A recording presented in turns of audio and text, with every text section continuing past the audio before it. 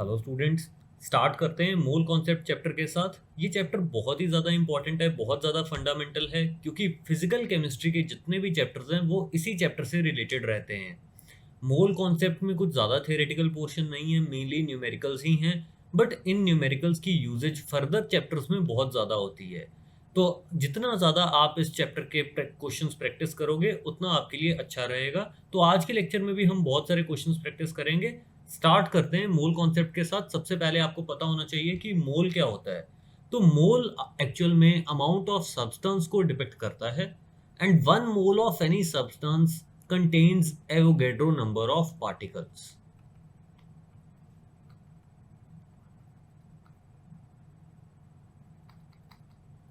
जैसे आप 1 mole of helium लेते हो, 1 mole of helium will have Avogadro number of helium atoms present in it. आप 1 मोल oxygen लेते हो, 1 मोल ऑक्सीजन गैस। ऑक्सीजन कैसे एग्जिस्ट करती है? It exist in diatomic form. Diatomic form मतलब O2 की फॉर्म में एग्जिस्ट करती है। तो 1 mole of oxygen gas will have Avogadro number of oxygen molecules present in it. Similarly अगर आप 1 मोल नाइट्रोजन लेते हो तो नाइट्रोजन आपको पता है कि it exist as N2 molecule. तो 1 मोल ऑफ नाइट्रोजन में Avogadro number of N2 molecules होंगे। ठीक है, अब मोल को कैलकुलेट कैसे किया जाता है? कई बार आपको वेट ऑफ सब्सटेंस दिया होता है, तो आपने नंबर ऑफ मोल्स कैलकुलेट करने हैं। नंबर ऑफ मोल्स को हम स्मॉल n से डिनोट करते हैं। तो अगर ऐसी चीज़ आपको गिवन है, वेट गिवन है और मोल्स कैलकुलेट करने हैं, तो you can calculate it by given weight of the substance upon molar mass of the substance. Molar mass क्या होता है? It is the mass of 1 mole of substance. Okay, कई बार weight of substance की जगह आपको नंबर ऑफ पार्टिकल्स दिए होते हैं। अगर आपने नंबर ऑफ मोल्स कैलकुलेट करने हैं तो that can be calculated by number of particles upon Avogadro number. अब एवोगैड्रोस नंबर कितना होता है? ये बहुत बड़ा नंबर है। It is 6.022 into 10⁻23। ओके, कई बार ये ऐसा भी होता है कि वॉल्यूम ऑफ गैसेस आपको दी होती है। अगर वॉल्यूम ऑफ गैस गिवन है आपको STP पे, आप नंबर ऑफ मोल्स कैलकुलेट करना चाहते हो, तो it can be determined by volume of gas at STP upon 22.4 litres. अब ये 22.4 लीटर्स क्या है? ये molar volume of any gas है। मतलब 1 mole of any gas will occupy 22.4 litre volume at STP। तो molar volume of any gas is 22.4 liters, which is the volume occupied by 1 mole of gas under STP conditions. STP conditions क्या होती हैं? Standard temperature and pressure conditions. Temperature आपका 0 degree Celsius या 273 kelvin and pressure should be 1 atm। Okay, और अब ये 22.4 litre जो value है ये कहाँ से आई है? This has come from ideal gas equation. तो PV इक्वल्स nRT, ये आपको पता है। P is the pressure, V is volume, small n is the number of moles, T is temperature in kelvin. जब भी टेम्परेचर आपने यूज करना है वो केल्विन में ही यूज करना है। जब भी आप एब्सोल्यूट टेम्परेचर यूज करते हो तब हमेशा आपको उसको केल्विन में ही डालना होता है। ये फिजिक्स में भी और केमिस्ट्री में भी, जहां पे भी टेम्परेचर आएगा वहां पे हमेशा केल्विन में पुट करना है। और R is universal gas constant. इस गैस कांस्टेंट की वैल्यू आपको पता रहनी चाहिए। It is 0.0821 litre atmosphere kelvin inverse mole inverse. तो जब आप प्रेशर एटमॉस्फेयर में डालोगे, वॉल्यूम लीटर में डालोगे, तो आर की ये वैल्यू यूज करोगे। आर की जो वैल्यू है इन SI यूनिट्स वो 8.314 होती है, which is joule kelvin inverse mole inverse. अगर आप वॉल्यूम मीटर क्यूब में डाल रहे हो, प्रेशर आप पास्कल्स में डाल रहे हो, तो आर की वैल्यू ये यूज करोगे। आर की एक और वैल्यू होती है which is in calories, which is 1.98 calories Kelvin inverse mole inverse। तो 1.98 को अप्रोक्सीमेटली हम 2 ले सकते हैं। तो ये आर की वैल्यूज़ हैं जो कि आपको पता रहनी चाहिए। अब एसटीपी कंडीशन पे ये 22.4 लीटर वॉल्यूम कैसे आई वो आप पुट करके देख सकते हो। प्रेशर यहाँ पे 1 atm डालो, वॉल्यूम आप डिटर्मिन करो, नंबर ऑफ मोल्स आप 1 यूज़ करो, आर की वैल्यू 0.0821 डालो और टेम्परेचर 273 डालो, तो आप रियलाइज करोगे the molar volume of any gas will come out to be 22.4 litres. Okay, अब मोल्स निकालने बहुत ज़्यादा इंपॉर्टेंट है। अगर आपको वेट दिया है तब भी आप मोल्स निकाल सकते हो, अगर आपको नंबर ऑफ पार्टिकल्स गिवन है तब भी आप मोल्स निकाल सकते हो, अगर आपको वॉल्यूम ऑफ गैसेस गिवन है तब भी आप मोल निकाल सकते हो।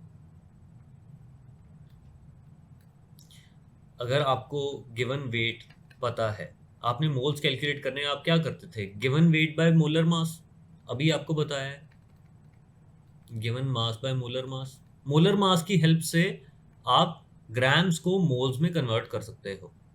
सिमिलरली अगर नंबर ऑफ पार्टिकल्स आपको गिवन है तो आप क्या करते थे मोल्स निकालने के लिए, you divide it by Avogadro's number, तो आपके पास फिर नंबर ऑफ मोल्स आ जाएंगे। तो particles can be related two moles with the help of this Avogadro's number. और अगर volume of gases at STP given है तो you can relate it by a factor of 22.4 litre.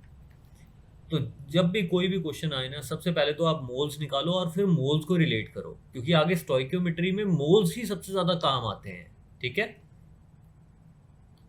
अब next देखते हैं average atomic मास। अभी इन पे questions करेंगे हम थोड़ी देर में। कई बार एवरेज एटॉमिक मास आपसे पूछ लिया जाता है, जैसे आपके पास क्लोरीन के दो आइसोटोप्स रहते हैं, Cl35 एंड Cl37। दोनों की आपको जैसे रिलेटिव अबंडेंस दी है कि नेचर में ये 75% पाया जाता है और ये 25%। मतलब जितने भी क्लोरीन एटम्स आपको नेचर में मिलते हैं 75% वो Cl35 आइसोटोप को बिलोंग करते हैं एंड 25% बिलोंग टू Cl37। तो अब आपने average atomic weight of chlorine बताना है। ये अब आप कैसे करोगे, देखिए आप जूनियर क्लासेस से वेटेड मीन लेते आ रहे हो। वेटेड मीन आप कैसे लेते थे, it was summation of F I x I upon summation of F I. F I क्या होती थी आपकी, कुछ फ्रीक्वेंसी होती थी, एक्स कुछ वैल्यू है आपकी और एफ आई उसकी फ्रीक्वेंसी है। तो एवरेज एटॉमिक मास कैलकुलेट करने के लिए भी हम ऐसे ही वेटेड मीन लेते हैं।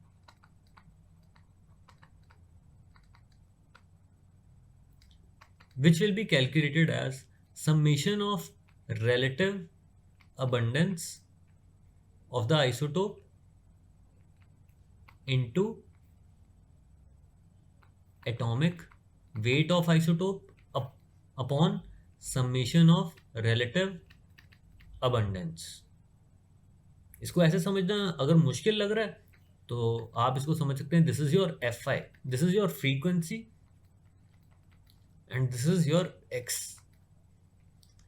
अब जैसे हमने इसके लिए एवरेज एटॉमिक मास निकालना है, average atomic mass of chlorine will be calculated as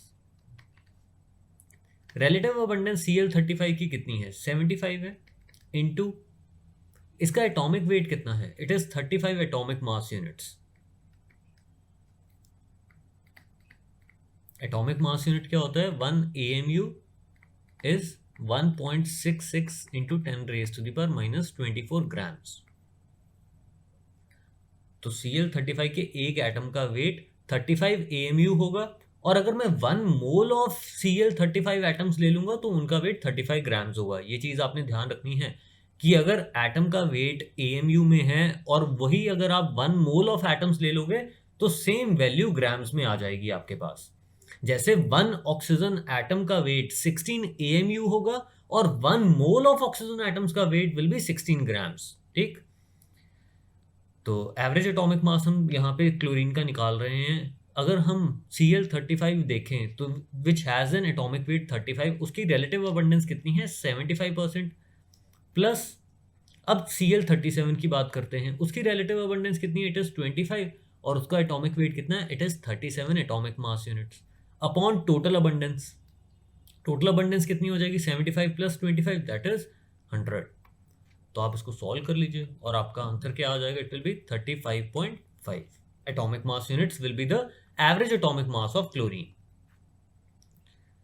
अब ऐसे एक और क्वेश्चन है आपके पास कि आपको अबंडेंसेस दी हैं of the isotopes of iron 54, iron 56 and iron 57. तो you have to calculate the average atomic mass of iron. किस तरीके से करोगे? बिल्कुल सिमिलर चीज है. अबंडेंस कितनी है? फर्स्ट आइसोटोप की it is 5%. 5 into 54 plus 90 into 56 plus 5 into 57 upon total abundance जो कि हो जाएगी 50 प्लस 90 प्लस 5. तो ये तो 100 ही आ जाएगा. इसको आप सॉल्व कर लोगे और आपका आंसर इनमें से कुछ आ जाएगा. This will be around 55.95. Okay. अब नेक्स्ट देखते हैं मिनिमम मॉलिक्यूलर वेट. इसको समझने के लिए हम ये क्वेश्चन देखते हैं कि एक कंपाउंड है आपके पास जिसमें 3.2% ऑफ ऑक्सीजन है.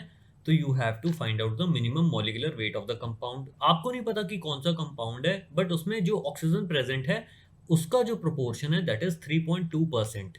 ये बाय वेट ही दिया होता है.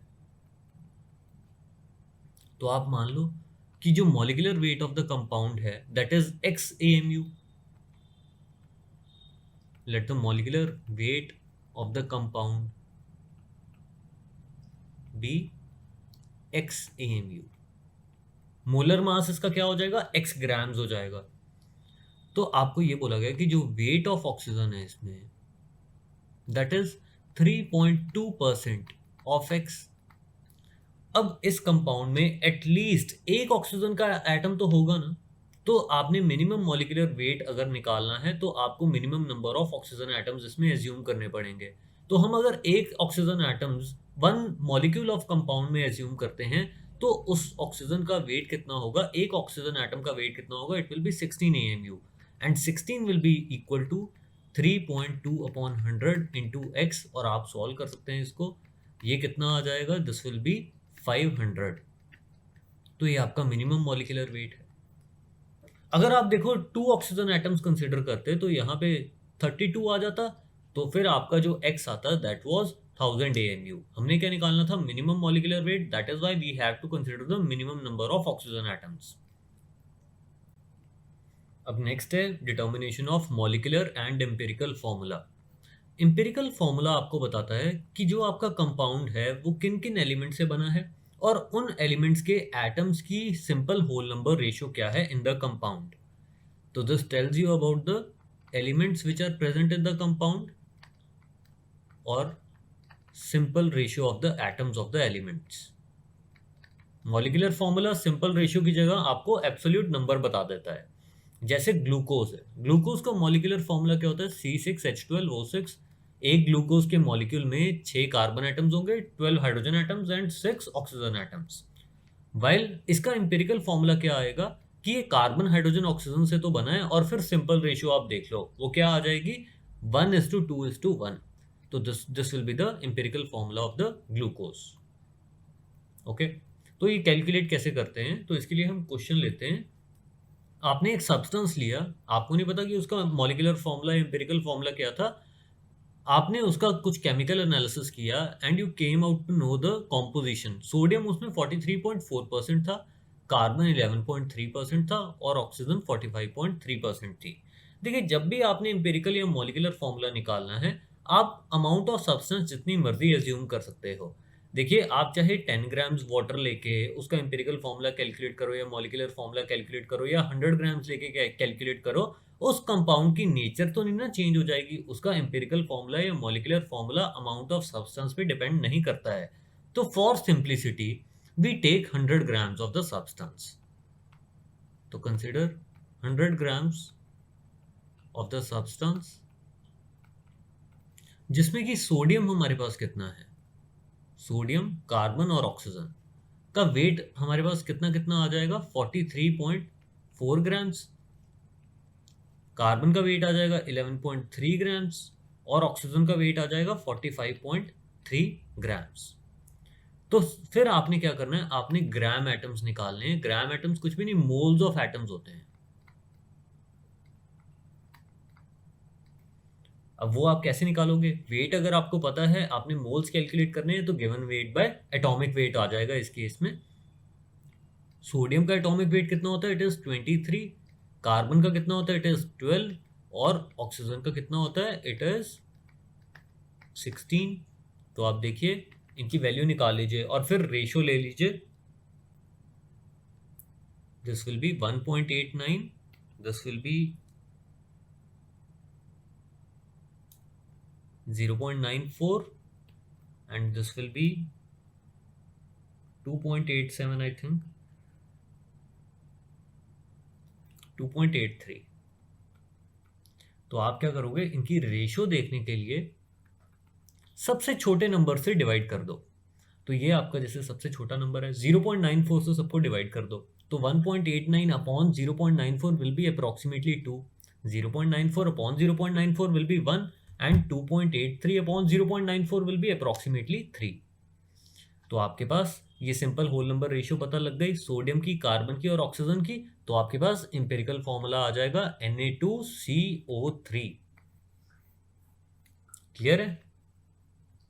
अब ऐसे एक सॉल्ड एग्जांपल आपके सामने पड़ा है कि आपके पास एक कंपाउंड था जिसमें कि मैग्नीशियम 9.76 था, सल्फर का इतना प्रोपोर्शन, ऑक्सीजन का ये, और वाटर का प्रोपोर्शन दिया हुआ था। तो अब आपने अगर इंपेरिकल फॉर्मूला डिटरमिन करना है तो आप किस तरीके से करोगे? सबसे पहले तो वही 100 ग्राम्स ऑफ कंपाउंड ले लो और फिर आप देखो कि उसमें मैग्नीशियम कितना होगा। इट विल बी 9.76, सल्फर ये है, ऑक्सीजन और वाटर का वेट आपको पता लग गया है। आप ग्राम एटम्स या मोल्स निकाल लो। मोल्स कैसे निकालोगे आप? Given weight by atomic wait. यहाँ पे वाटर लिया है हमने तो यहाँ पे given weight bye molecular weight of water हो जाएगा विच इज 18। तो आपने सबके मोल्स निकाल लिए, उसके बाद सबसे छोटे नंबर से आप डिवाइड कर दो सबको और आप देखो आपके पास रेशियो आ जाएगी 1:1:4:7। तो दिस मीन्स आपका जो इंपेरिकल फॉर्मूला बनेगा दैट विल बी MgSO4.7H2O। ठीक है, this is your Epsom salt. अब नेक्स्ट एक और क्वेश्चन करते हैं, इसमें हम मॉलिक्यूलर फॉर्मूला भी डिटरमिन करते हैं। इसके लिए हम क्या करेंगे, वही सबसे पहले तो आप 100 ग्राम्स ऑफ कंपाउंड ले लो। आपके पास एक हाइड्रोकार्बन है जिसमें कि कार्बन का प्रोपोर्शन 80% है, हाइड्रोजन का प्रोपोर्शन 20% है। तो कार्बन और हाइड्रोजन आपने लिया और 100 ग्राम्स ऑफ कंपाउंड में आपने देखा कि ये 80 ग्राम्स था आपके पास और ये 20 ग्राम्स था।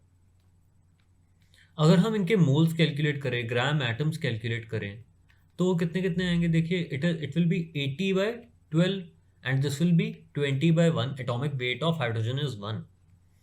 तो ये कितना आ जाएगा? दिस विल बी अप्रॉक्सीमेटली 6.67 और ये कितना हो जाएगा? This will be 20।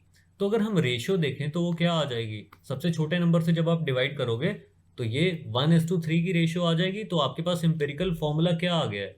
CH3। अब ऐसा तो कोई कंपाउंड एक्चुअल में एग्जिस्ट नहीं ना करता, आपको भी पता है।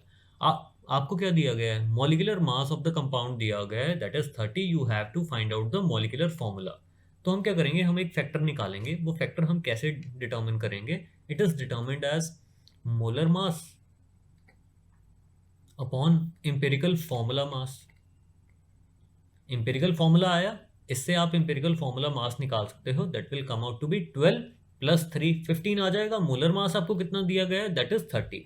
तो 30/15। तो आपके पास एक फैक्टर आ गया 2 का। तो अगर इस इंपेरिकल फॉर्मूला को हम 2 से मल्टीप्लाई कर देंगे तो I will get the molecular formula. तो मेरा फाइनली मॉलिक्यूलर फॉर्मूला क्या आ जाएगा? It will B C2H6। ठीक है, तो ये बिल्कुल सिंपल सा कॉन्सेप्ट है। फिर उसके बाद आते हैं स्टोइक्योमेट्री पे। स्टोइक्योमेट्री बहुत ज़्यादा इंपॉर्टेंट है और स्टोइक्योमेट्री डील करती है with the calculation of the amounts of reactants and products involve in a chemical reaction. जब भी कोई केमिकल रिएक्शन होता है, कितने रिएक्टेंट्स एक दूसरे के साथ कंबाइन करेंगे और कितना प्रोडक्ट आपको बनेगा, this is determined using stoichiometry. तो हमने जैसे ये एक रिएक्शन ली, nitrogen + 3 hydrogen gives 2 moles of ammonia. तो इस रिएक्शन को हम इस तरीके से भी रीड कर सकते हैं कि 1 molecule of nitrogen 3 molecules of hydrogen के साथ कंबाइन करेगा और तब जाके आपको 2 मॉलिक्यूल्स ऑफ एमोनियम मिलेंगी। तो हम लिख लेते हैं यहाँ पे 1 molecule of nitrogen combines with 3 molecules of hydrogen to give you 2 molecules of ammonia. इसको हम मोल्स की टर्म में भी रीड कर सकते हैं कि अगर हम 1 मॉलिक्यूल ऑफ नाइट्रोजन की जगह 1 मोल ऑफ नाइट्रोजन ले लें तो I will need 3 moles of hydrogen, और फिर जाके हमारे पास 2 मोल्स ऑफ एमोनिया मिलेगी। तो जिस रेशियो में मोल्स कंबाइन करते हैं उसी रेशियो में मॉलिक्यूल्स कंबाइन करेंगे, उसी रेशियो में volumes of the gases combine करेंगी। तो अगर मैं 1 लीटर ऑफ नाइट्रोजन लेता हूं तो 1 लीटर ऑफ नाइट्रोजन के लिए आपको 3 लीटर ऑफ हाइड्रोजन चाहिए, और तब जाके आपके पास 2 लीटर्स ऑफ एमोनिया बनेगी। ठीक है, तो moles, molecules and volume of gases ये सेम रेशियो में कंबाइन करती हैं। जो वेट्स की रेशियो होती है, कंबाइनिंग रेशियोज होती हैं, वो सेम नहीं होती। अब जैसे 1 मोल ऑफ नाइट्रोजन का वेट कितना होता है? 1 mole of nitrogen weighs 28 grams. Nitrogen का मोलर मास हो गया 1 मोल ऑफ N2 का वेट। तो आप देखिए 28 grams of nitrogen will combine with 3 moles of hydrogen. 3 moles of hydrogen का वेट कितना है? It is 6 grams. 1 mole of H2 weighs 2 grams. तो 28 grams of N2 will react with 6 grams of hydrogen to give you 2 moles of ammonia, which will weigh 34 grams. ठीक है, तो आप देख सकते हैं मॉलिक्यूल्स जिस रेशियो में कंबाइन कर रहे हैं, मोल्स भी उसी रेशियो में कंबाइन कर रहे हैं, वॉल्यूम ऑफ गैसेस भी उसी रेशियो में कंबाइन कर रहे हैं, बट वेट की जो कंबाइनिंग रेशियोज होती हैं वो डिफरेंट होती हैं।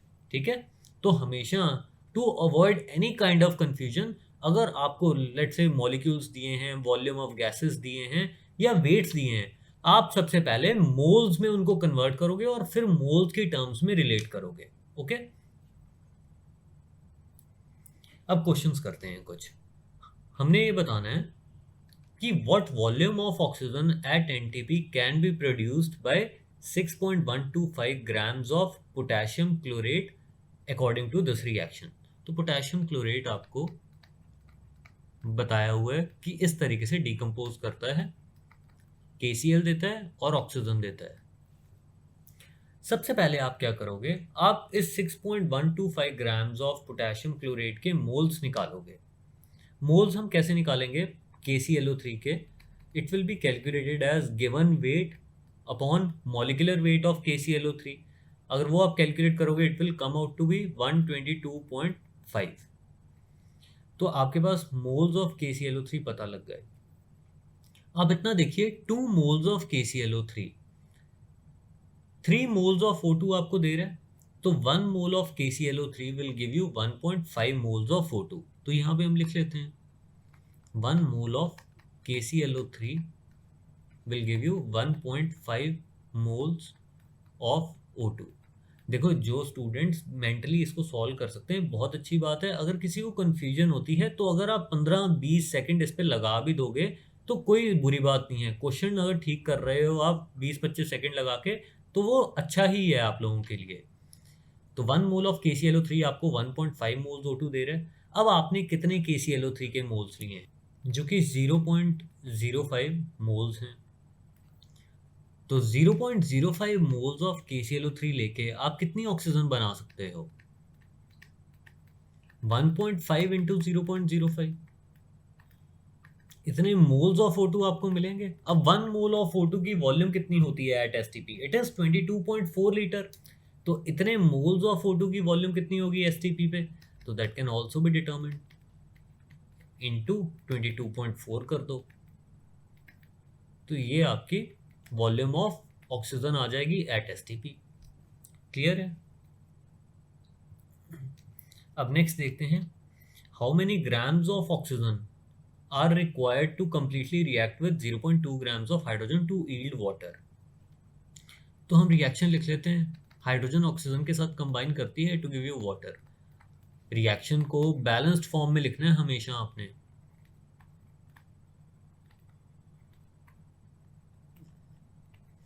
तो आप इस रिएक्शन से देख सकते हो 1 मोल ऑफ हाइड्रोजन को कंबाइन करने के लिए हाफ मोल ऑफ O2 चाहिए।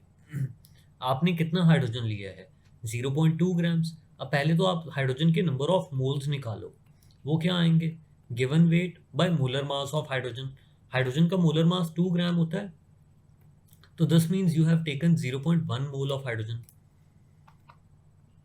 1 मोल ऑफ H2 आप रिएक्शन की स्टोइक्योमेट्री देख के, ये स्टोइक्योमेट्रिक कोफिशिएंट्स होते हैं, तो रिएक्शन के स्टोइक्योमेट्रिक कोफिशिएंट्स देख के आप ये बोल सकते हो कि 1 mole of hydrogen combines with half mole of O2। तो अगर आप 0.1 मोल ऑफ हाइड्रोजन लोगे तो इसको कंबाइन करने के लिए 0.1/2 मोल्स ऑफ O2 चाहिए। अब हमने O2 के मोल्स तो नहीं बताने, हमने क्या बताना है, how many grams of O2 are required. तो इसको हम ग्राम्स में कन्वर्ट कर सकते हैं।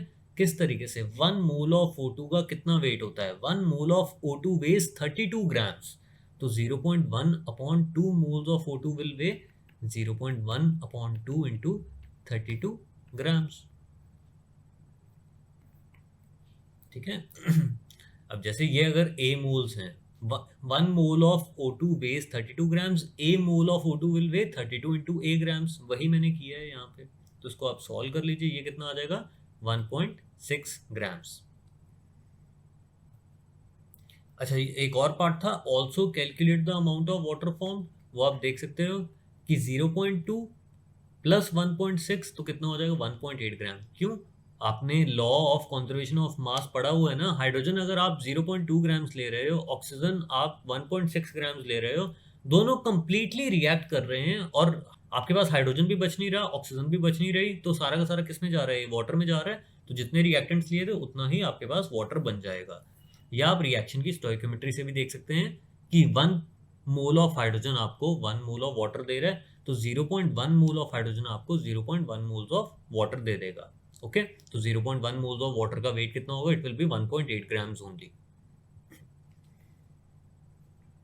अब नेक्स्ट है, calculate the volume of O2 and volume of air needed for the combustion of 1 kg carbon at STP। आपने कार्बन लिया और उसको बर्न करवा दिया ऑक्सीजन में, CO2 मिली है आपके पास। आपके पास 1 kg कार्बन है, 1 kg कार्बन को तो सबसे पहले आप ग्राम्स में कन्वर्ट करो, क्योंकि हमने इसके मोल्स कैलकुलेट करने हैं। मोल्स कैलकुलेट करने के लिए आप क्या करोगे, given weight by atomic weight of carbon which is 12। तो इतने मैंने कार्बन के मोल्स लिए हैं। 1 मोल ऑफ कार्बन को आप देख सकते हो 1 मोल ऑफ O2 चाहिए कंप्लीट कंबशन के लिए। तो आपको पता लग गया कि जितने मोल्स ऑफ कार्बन आपने बर्न करवाने हैं उतने मोल्स ऑफ O2 आपको लेने पड़ेंगे। तो this means these many moles of O2 will be required। आपने क्या बताना है, वॉल्यूम ऑफ O2 बतानी है एट STP, वो आप बता सकते हो। That will be simply into 22.4 litre. अब ये मैंने कैसे किया है, 1 mole of O2 occupies a volume of 22.4 liters। इतने moles of O2 will occupy a volume into 22.4 liters। तो इसको आप सॉल्व कर सकते हैं। Let's say this comes out to be A litres. अब ये ऑक्सीजन आपको कहाँ से मिल रही है, आपको एयर से मिल रही है। अब एयर में और भी तो नाइट्रोजन होगी या और कई सारी गैसेस होंगी, ऑक्सीजन का प्रोपोर्शन कितना है, इट इज ओनली 20%। तो आप देखिए वॉल्यूम ऑफ एयर आपको बहुत ज़्यादा चाहिए होगी। तो let's say volume of air required is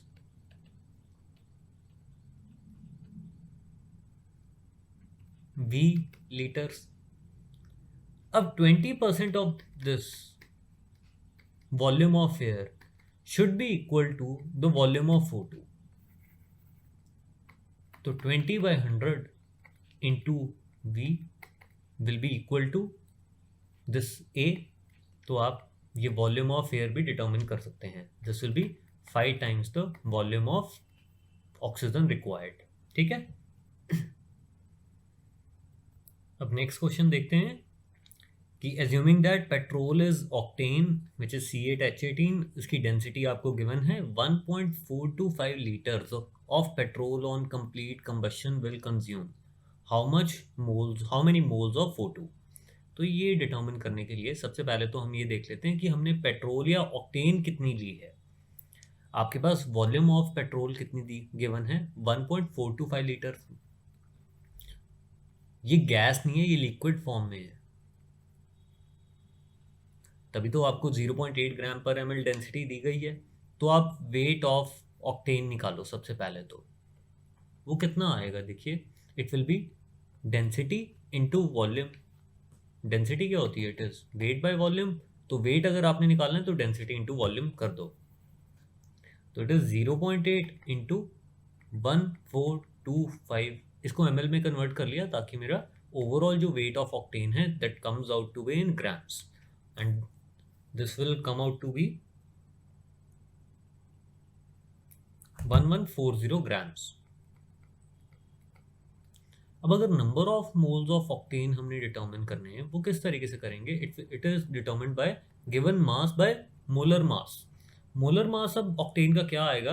आप देखिए C8H18 है आपके पास, 12 कार्बन एटम्स हो गए, सॉरी 8 कार्बन एटम्स हो गए और 18 हाइड्रोजन एटम्स हैं। तो this will come out to be 114 grams.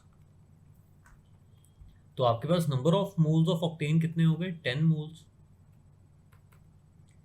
अब हम कंबशन रिएक्शन लिखते हैं। C8H18 को जब हम बर्न करवाएंगे क्या मिलेगा?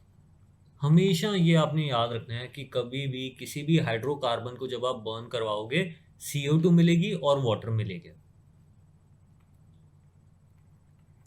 और इसको बैलेंस करने के लिए सबसे पहले आप बैलेंस करोगे कार्बन एटम्स को। इधर 8 कार्बन एटम्स, इधर भी 8 कार्बन एटम्स। इधर कितने हाइड्रोजन एटम्स हैं? इधर 18 हाइड्रोजन एटम्स हैं, इधर भी 18 होने चाहिए, तो मैं यहाँ 9 लगा देता हूँ। कार्बन बैलेंस करने के बाद हाइड्रोजन्स, फिर लास्ट में ऑक्सीजन। तो इधर देखिए कितने ऑक्सीजन एटम्स हो गए? 16 प्लस 9, 25 ऑक्सीजन एटम्स हो गए। इधर भी 25 होने चाहिए, तो मैं यहाँ पे 25/2 लगा देता हूँ। ठीक है, किसी का मन है इसको 2 से मल्टीप्लाई करने का, पूरी रिएक्शन को आप कर सकते हो, वैसे ज़रूरत नहीं है।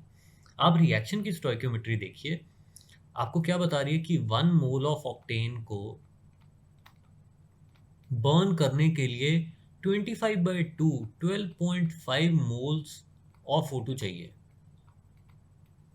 आपने कितने मोल्स ऑफ ऑक्टेन लिए हैं? 10 मोल्स ऑफ ऑक्टेन लिए हैं। तो 10 मोल्स ऑफ ऑक्टेन के लिए आपको 10 times the moles of O2 चाहिए होंगे, सिंपली 125 मोल्स। ठीक है, ये एक एक स्टेप आपको लिखने की जरूरत नहीं है, मैं इसलिए आपको बता रहा हूं ताकि आपका थॉट प्रोसेस पूरा क्लियर हो जाए। ठीक, अब नेक्स्ट क्वेश्चन देखते हैं। The percentage by volume of C3H8 in a mixture of propane, methane, carbon monoxide is 36.5%. Calculate the volume of CO2 produced when 100 ml of this mixture is burnt in excess of O2. तो अच्छा question है, कोई ज़्यादा मुश्किल भी नहीं है। अभी करते हैं। जैसे आपके पास मिक्सचर ऑफ गैसेस हैं, C3H8, CH4, कार्बन मोनोक्साइड, तीनों ही कंबस्टिबल है। आपको बोला गया कि आपने 100 ml मिक्सचर आपको दिया गया है, इसमें C3H8 का प्रोपोर्शन कितना है? It is 36.5%। तो आपके पास 36.5 ml C3H8 होगी।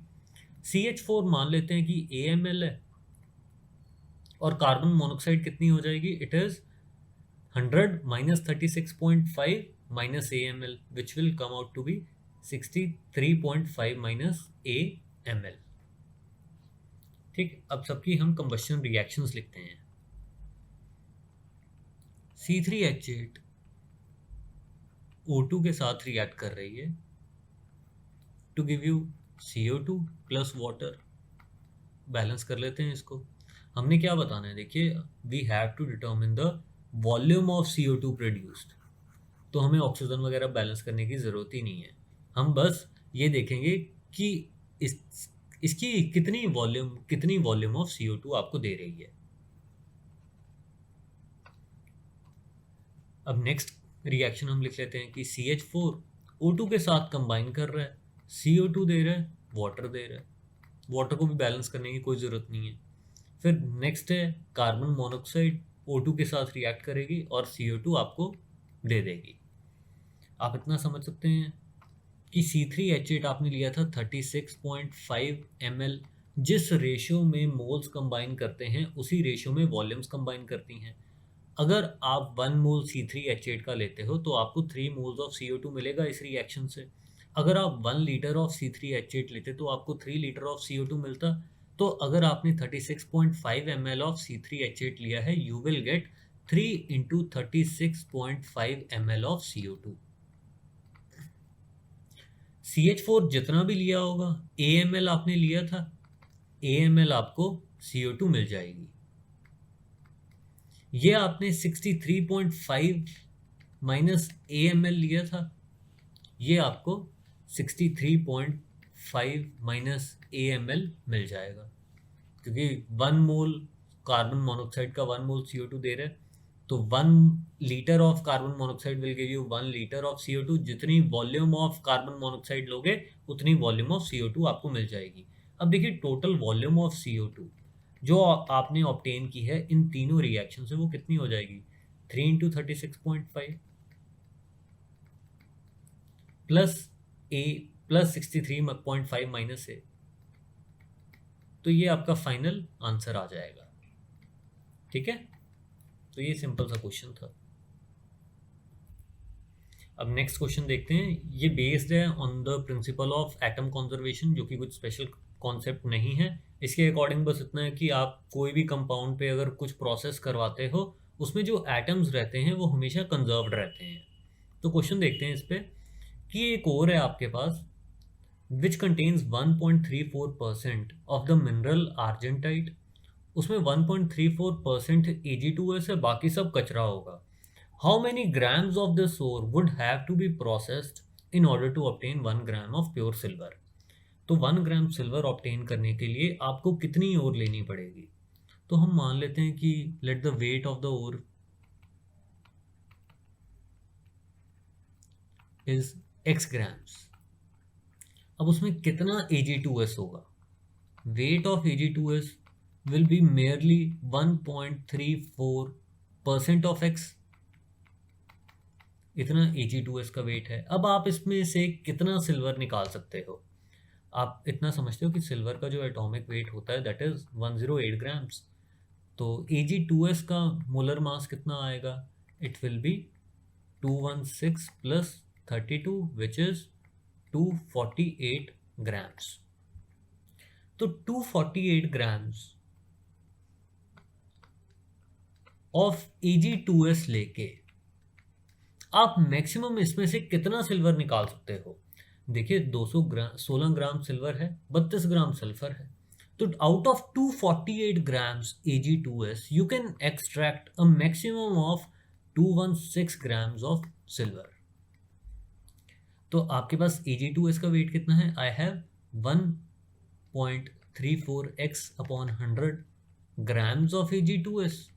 तो इसमें से हम कितना सिल्वर ऑब्टेन कर सकते हैं? This is 216 upon 248 into 1.34x upon 100।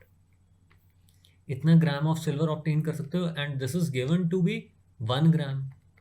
तो आप इसको सॉल्व कर लीजिए, x की वैल्यू आप इससे डिटर्मिन कर सकते हैं and this will come out to be 85.7 grams. Okay,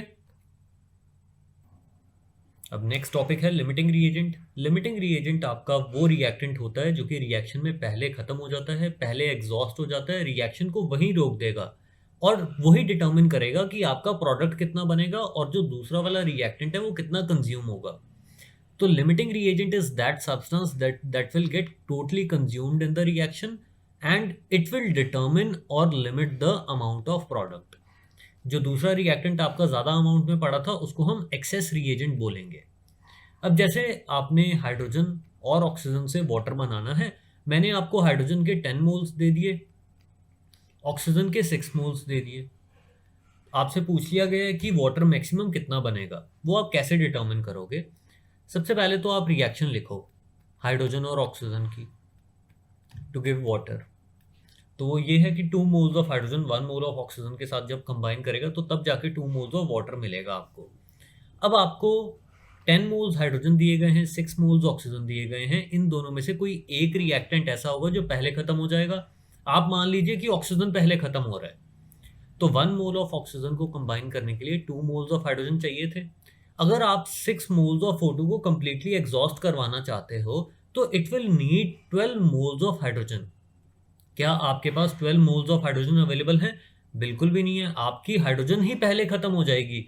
तो hydrogen will be your limiting reagent और ऑक्सीजन जो होगा ये एक्सेस में पड़ा रहेगा।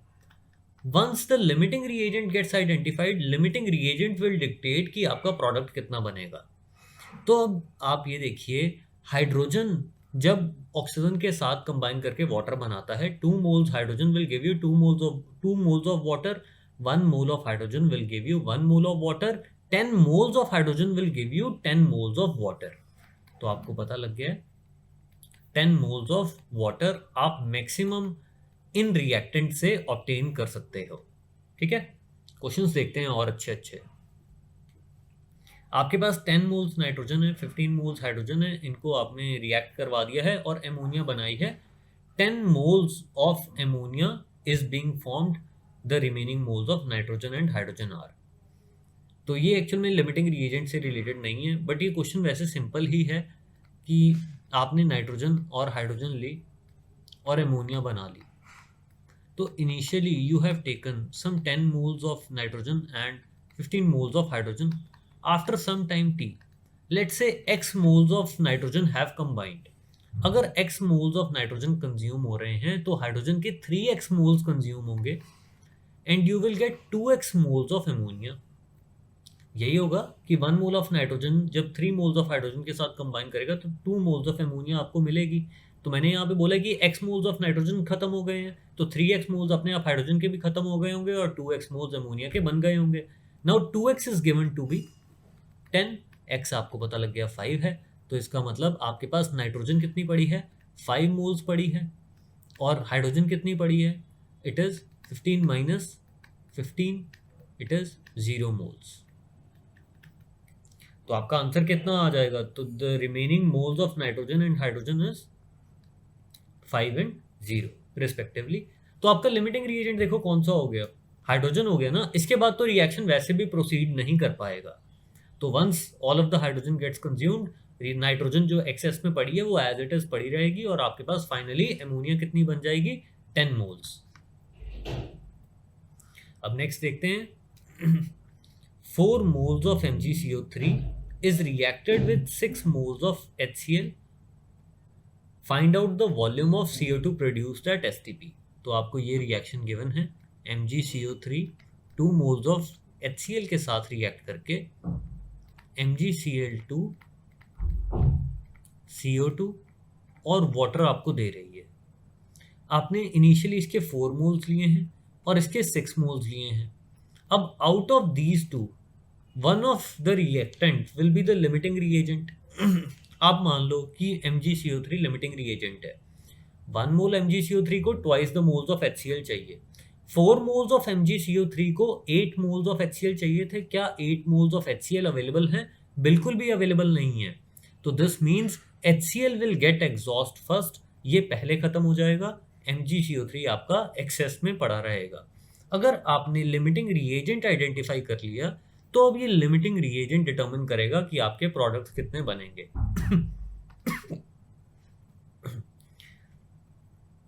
आप रिएक्शन की स्टोइकियोमेट्री से ये बता सकते हैं कि 2 मोल्स ऑफ HCl आपको 1 मोल CO2 देता है, तो आपके 6 मोल्स ऑफ HCl जो आपने लिए हैं वो पूरी तरह से जब एग्जॉस्ट होंगे तो आपको 1/2 इंटू 6 मोल्स ऑफ O2 दे देंगे, मोल्स ऑफ CO2 दे देंगे। तो 3 मोल्स ऑफ CO2 अगर आपको मिल रही है तो उसकी वॉल्यूम STP पे कितनी होगी, 1 मोल ऑफ CO2 की वॉल्यूम कितनी होती है, इट इज 22.4 लीटर। तो 3 की कितनी होगी, 3 इंटू 22.4 लीटर्स। तो ये आपका आंसर है, ठीक है, इट विल बी 67.2 लीटर्स। अब फिर ये सिमिलर सा क्वेश्चन है कि आपके पास A plus 2B give C, आपने बताना है कि अमाउंट ऑफ C कितना बनेगा if you have started with 5 moles of A and 8 moles of B।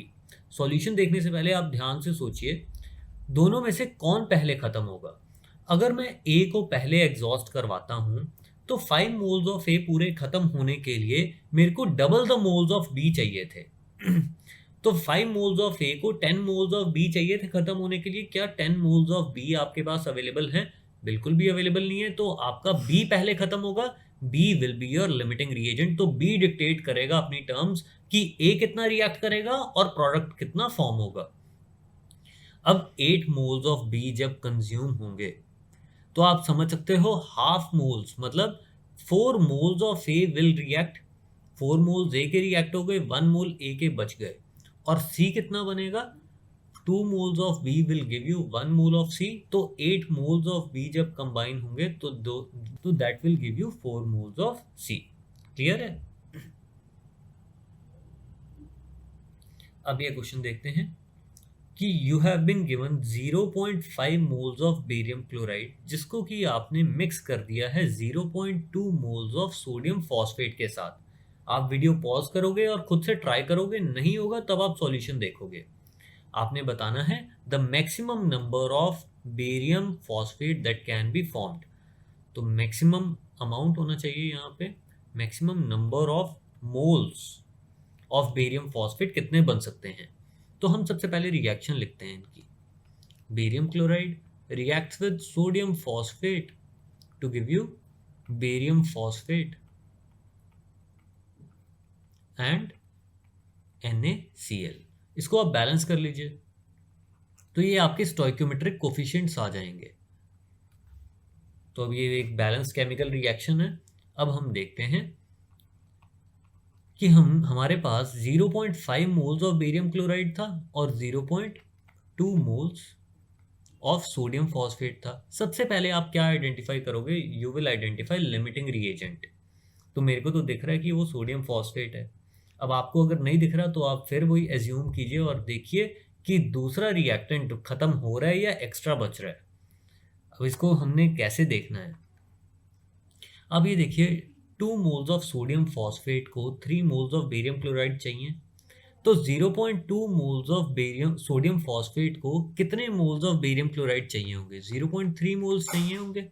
पड़े कितने हैं, ज़्यादा ही पड़े हैं ना इससे, तो 0.2 moles of barium chloride excess में पड़े रहेंगे। ठीक है, हमने लिमिटिंग रिएजेंट अपना आइडेंटिफाई कर लिया। अब ये डिटर्मिन करेगा आपका बेरियम फॉस्फेट कितना बनेगा। 2 moles of sodium phosphate will give you 1 mole of barium phosphate। तो 0.2 moles of sodium phosphate will give you 0.1 mole of barium phosphate। तो ये आपका आंसर है।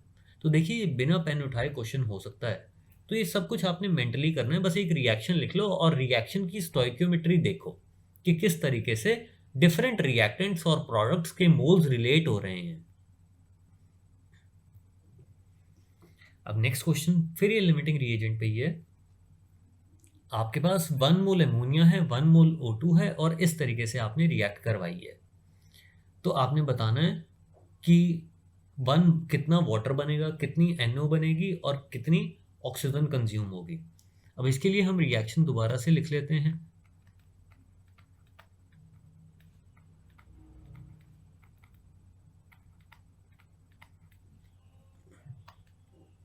तो आपने 1 मोल अमोनिया ली और 1 मोल O2 ली। देखो 1 मोल ऑफ अमोनिया को रिएक्ट करने के लिए 5/4 मोल्स ऑफ O2 चाहिए। इतना तो आप समझते हो, मतलब 1.25 मोल्स ऑफ O2 चाहिए। तो डेफिनेटली अमोनिया तो पहले ख़त्म नहीं हो सकती, क्योंकि 1 मोल अमोनिया को रिएक्ट करने के लिए अगर 1.25 मोल्स ऑफ O2 चाहिए, हमारे पास उतनी O2 अवेलेबल ही नहीं है। तो O2 पहले एग्जॉस्ट होगी, तो ये हमारा लिमिटिंग रिएजेंट बनेगा।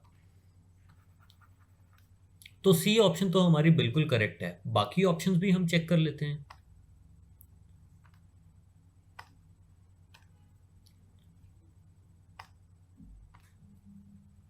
ये हमारा अगर लिमिटिंग रिएजेंट है तो ये तो कंप्लीटली एग्जॉस्ट होने वाला है, ये कुछ भी नहीं बचेगा। अब कितनी अमोनिया कंज्यूम होगी, 5 moles of O2 4 moles of ammonia के साथ कंबाइन करती है, तो 1 mole of O2 will combine with 4/5 moles of ammonia. Ammonia मेरे पास बच गई 1/5 मोल्स। NO कितनी बनेगी, 5 मोल्स ऑफ O2 आपको 4 मोल्स ऑफ NO बना के देता है। 1 मोल ऑफ O2 अब कंबाइन की है, it will form 4/5 moles of NO। और वाटर कितना बनेगा, इट विल बी 6/5 मोल्स। तो क्या हमारी कोई और ऑप्शन मैच कर रही है, नहीं कर रही। तो ये भी गलत हो गया, ये भी गलत हो गया और ये भी गलत हो गया। सिर्फ सी आपका आंसर बनेगा। ठीक है। फिर नेक्स्ट है, ये लास्ट क्वेश्चन है, बाकी के जितने भी क्वेश्चंस हैं आप खुद से प्रैक्टिस करोगे। तो आपके पास 22.4 लीटर हाइड्रोजन है और 11.2 लीटर Cl2 है। You have to determine the moles of HCl formed. ये आप कैसे डिटर्मिन करोगे? बहुत ही ज़्यादा सिंपल है। Hydrogen plus chlorine gives you 2 moles of HCl। अब आप देखिए, जिस रेशियो में मोल्स कंबाइन करते हैं उसी रेशियो में वॉल्यूम्स कंबाइन करती हैं। तो आप चाहे वॉल्यूम्स की टर्म्स में निकाल लो या मोल्स की टर्म्स में निकाल लो। तो लेट्स से हम मोल्स निकाल लेते हैं। 22.4 लीटर्स ऑफ हाइड्रोजन का मतलब ये है I have taken 1 mole hydrogen and I have taken 0.5 moles of Cl2। ये तो आप निकाल सकते हो, ये तो स्टार्टिंग में बताया था मैंने कि volume of the gas upon 22.4 litre कर दोगे तो आप मोल्स निकाल सकते हो उससे। तो आपके पास 1 मोल ये है, 0.5 मोल्स ये हैं। तो कौन पहले खत्म होगा? डायरेक्टली दिखना चाहिए कि Cl2 पहले खत्म होगा। तो Cl2 आपका लिमिटिंग रिएजेंट है, तो ये डिक्टेट करेगा कि आपका HCl कितना बनेगा। तो 0.5 moles of Cl2 will give you 1 mole of HCl। तो आपका फाइनल आंसर क्या बनेगा? ये आ जाएगा। ठीक है। हाइड्रोजन कितनी बची रहेगी आपके पास? हाइड्रोजन विल रिएक्ट 0.5 मोल्स और 0.5 मोल्स ही बच जाएगी और HCl कितना बनेगा?